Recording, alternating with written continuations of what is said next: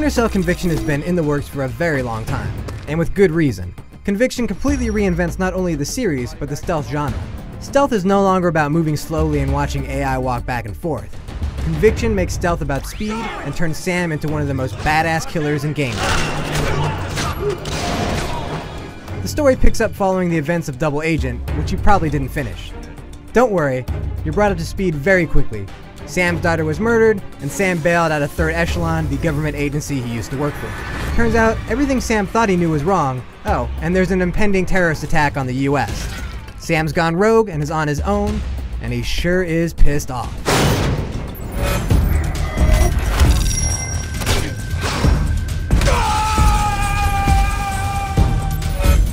Conviction sets itself apart from its predecessors with its pacing. The action is quick and intense, and you constantly are pushing forward.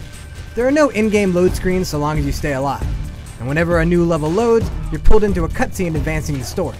Rather than a cumbersome HUD or an annoying arrow pointing you to your next objective, Conviction uses a cool new piece of tech. Projected text points out important details and guides you forward. At times it even shows flashbacks so you can continue playing to learn a bit more of the backstory. Along with a short 5-hour single-player campaign, there's a co-op campaign featuring completely new levels. Plus, there's Deniable Ops, which features a terrorist hunt mode that will eat up some late nights. Oh, it's so damn addictive.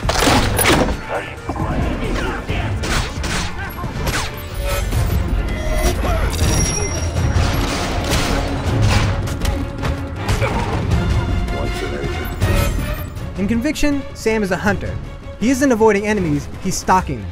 Rather than mess with light and sound meters, things have been simplified. When Sam's in the shadows, the color bleeds out of the screen. When in the open, the color comes back. This way, it's easy to know when you're hidden and when you're out in the open. Developers of the world, pay attention. This is how you do cover.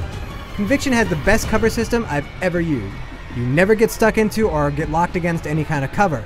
And moving from cover to cover, shadow to shadow, is fast and easy and fun. Few things are as satisfying as sneaking behind someone and taking them down in the shadows. It's not too shabby. Should you be spotted, it's easy to make your escape. Rush back into the dark, dive out a window, or toss an EMP grenade to stun your pursuers. When Sam disappears, a white silhouette of his last known position appears. This is where enemies believe you're at. That's your opportunity to flank them and take them down. The biggest gameplay change from past Splinter Cells is the addition of Mark and Execute. You can tag enemies and then, when they're out in the open, hit the execute button for an instant and gratifying string of kills. Don't call this a win button. You have to earn your executions with hand-to-hand takedowns. Only by being stealthy and taking down enemies by surprise can you earn a badass execution. This is incredibly fun. I've never played a Splinter Cell game twice before, but I'm on my third playthrough of Conviction and I can't get enough.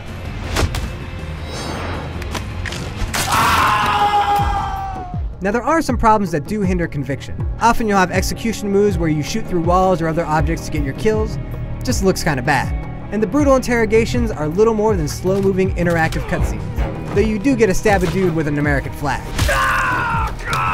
And there is one level that just seems totally out of place.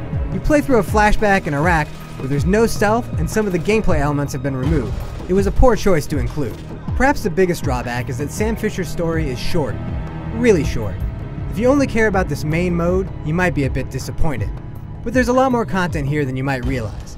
The co-op story adds another few hours, and the various Deniable Ops missions, which can be played solo or with a friend, can easily boost your playing time to 15 to 20 hours. Watch it!